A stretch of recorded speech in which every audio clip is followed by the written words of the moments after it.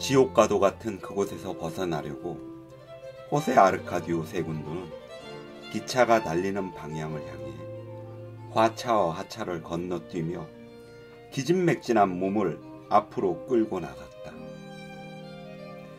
어둠 속에 잠들어 있는 마을을 지나칠 때마다 휘뜩휘뜩 차창으로 스며드는 불빛에 드러난 남자와 여자 그리고 어린 아이들의 시체를 보며 그는 폐기 처분하기 위해 바닷속에 쳐넣으러 싣고 가는 썩은 바나나와 같은 장면을 떠올렸다. 그들 중에 그가 알아볼 수 있는 사람은 광장에서 음료수를 팔던 여자와 혼란에 빠진 군중들 속을 헤쳐나가려고 모렐리아산 은으로 만든 버클이 달린 혁대를 휘두르던 가빌란 대령뿐이었다. 그의 손에는 아직도 혁대가 꼭 쥐어져 있었다. 맨 앞쪽 화차까지 건너간 호세 아르카디오 세군도는 어둠 속으로 뛰어내려 기차가 완전히 지나갈 때까지 철로 옆 구덩이에 몸을 숨기고 있었다. 그는 지금껏 이처럼 긴 기차를 본 적이 없었다. 화차는 거의 200량에 가까웠으며 앞과 뒤 그리고 가운데 하나 해서 모두 3대의 기관차가 끌고 있었다. 그 기차는 불이라고는 하나도 켜고 있지 않았다. 정차와 출발을 알리는 빨간과 초록의 등마저도 꺼져 있었고 어둠 속을 그림자처럼 조용히 미끄러질 뿐이었다. 화차의 지붕 위에는 기관총으로 움켜쥔 군인들의 어두운 그림자가 보였다. 자정이 지나면서 폭우가 쏟아지기 시작했다.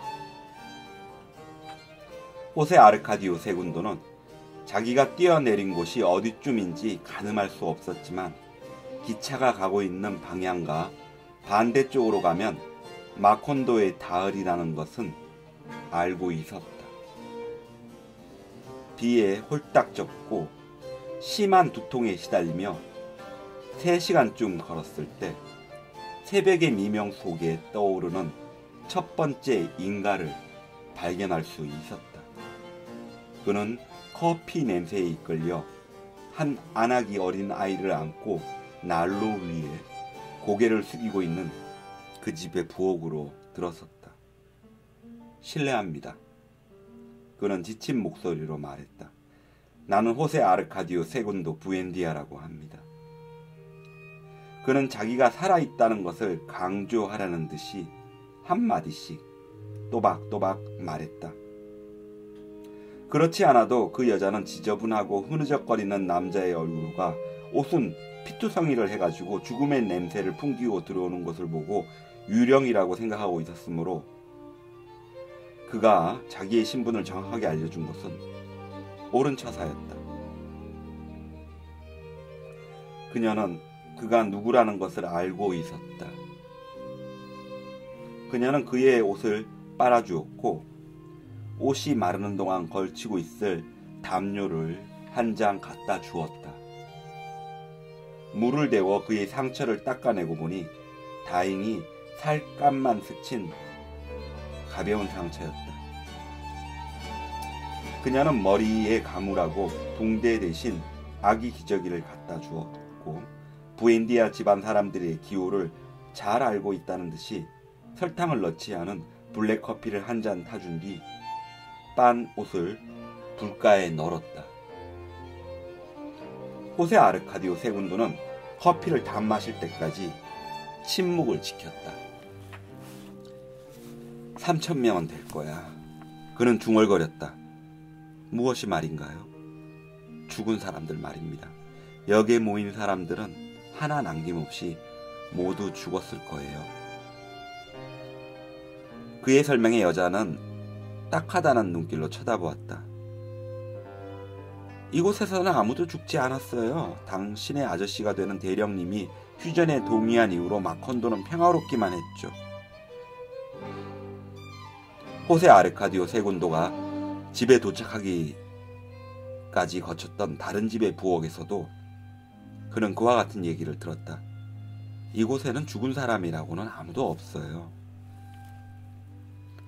그는 역 근처에 작은 광장으로 가고 왔으나 한쪽 구석에 판매대만 수북히 쌓여 있었을 뿐 학살의 흔적은 어디에도 없었다.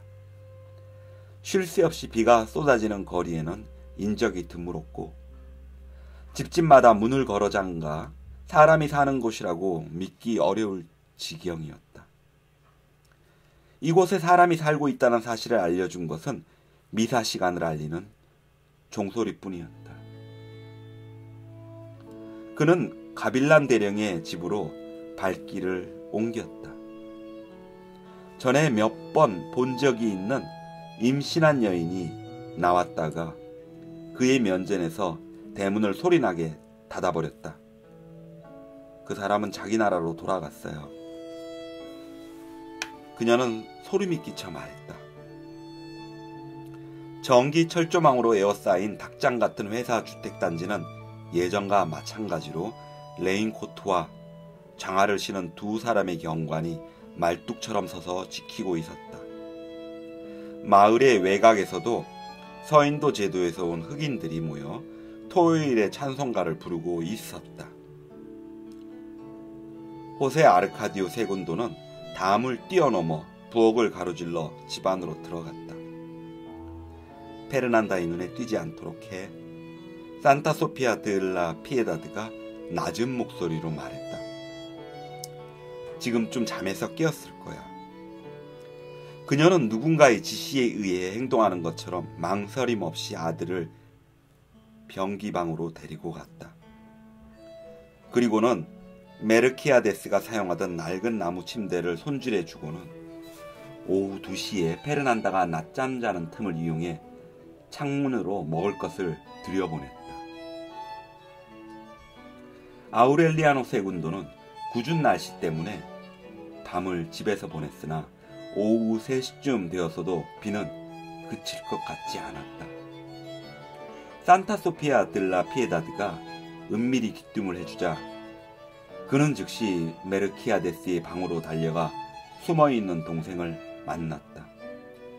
그러나 그는 학살 사건이라든가 시체를 가득 싣고 바다로 향해 달려가는 기차에 대한 이야기를 동생에게서 듣고는 믿기지 않는 표정을 지었다. 전날 밤에 그는 정부의 특별 포고령에 의해 역광장에 모여든 노무자들이 모두 기차를 타고 각자의 집으로 돌아갔다는 소식을 들었던 것이다. 그리고 조합 지주자들은 애국심을 발휘하여 노조의 요구를 2가지만으로 양보하기로 했다는 정부의 발표도 있었다. 그 2가지 요구라는 것은 의료시설의 개선과 숙소에 변소를 설치한다는 것이었다. 이에 대한 그 후의 소식으로는 군 지휘관이 노무자들과의 협상 결과를 알려주려고 브라운을 만났더니 그가 노조의 조건을 기꺼이 받아들였으며 분쟁의 해결을 축하하는 의미에서 사흘 동안 파티를 열 수 있도록 비용을 내놓겠다고까지 말했다는 것이다. 그리고 군 지휘관이 협상 타결에 대한 공식적인 발표 날짜를 묻자 그는 번개가 치는 창밖을 바라보며 애매한 어조로 말했다고 했다. 비가 그친 뒤에 해야겠군. 비가 오는 동안에는 모든 업무는 중단이 되니까. 지금까지 3달 동안 비 한 방울 오지 않아 가뭄을 겪던 차에 브라운이 그와 같은 결정을 내리고 나자 갑자기 바나나 재배 지역 전체에 폭우가 쏟아지기 시작했다. 호세 아르카디오 세군도가 마콘도로 돌아오는 도중에 만난 비가 바로 그것이었다. 이로부터 일주일이 지났건만 비는 계속해서 내렸다. 정부의 발표는 모든 통신수단을 동원하여 수차례에 걸쳐 전국적으로 시달되었고 이 결과 국민들은 그 발표가 사실일 것이라고 믿게 되었다.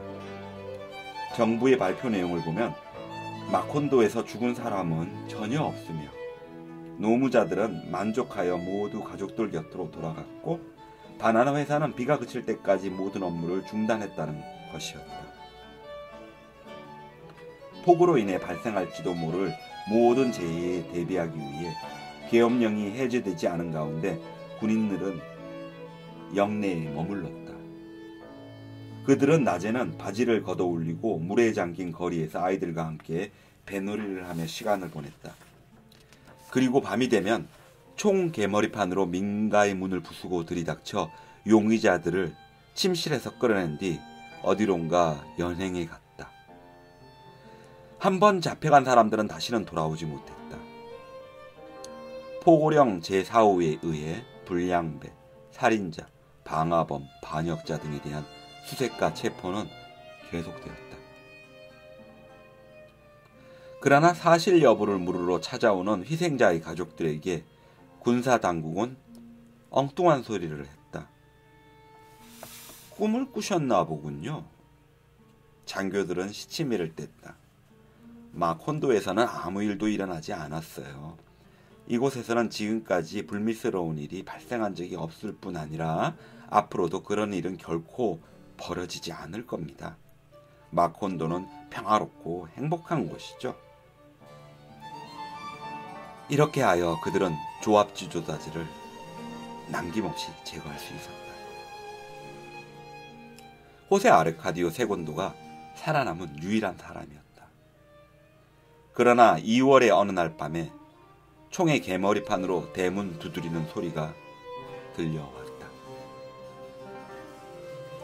비가 그치기를 기다리며 집안에 갇혀있던 아우렐리오 세군도가 문을 열자 6명의 부하를 이끌고 온 장교가 서 있었다.